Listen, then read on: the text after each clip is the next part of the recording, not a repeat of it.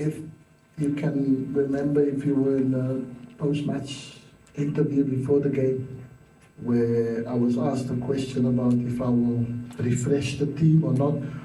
And I said, well, we still have a training session. And in the training session, you could see that the fatigue and the tiredness in most of the players, as much, no one wants to tell me that, coach, I'm tired, please pick someone else. So everyone wanted to play, but as a coach, you have to also see and understand your players to know that they will go out and play for you, whatever you ask of them. But it's for you to recognize as a coach when it is time to give a player rest, because you will never ask to be on the bench. So yeah, when we saw a lot of tired legs, and we wouldn't have coped with Morocco if we had kept the same team that played against Angola. So it's one of the risks that you take.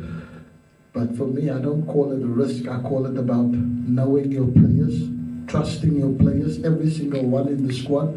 You trust them, that's why they are here. And I trust them to go out against Morocco, even if they haven't started the first two matches. But they will go and do the best job for the country, for the coach, for the fans, and for themselves and the family.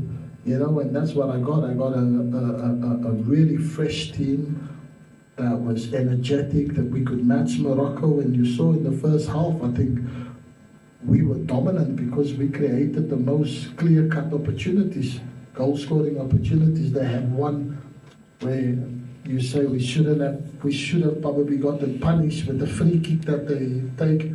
We kind of switched off for 1 second, and they had a clear opportunity to score from the free kick. But other than that, it was crosses, and which we dealt with perfectly. But yeah, I think our team just had a different edge, and players wanted to prove a point that they wanted to be in for the next game, so they were going to give the performance of their life. So I know I have a squad.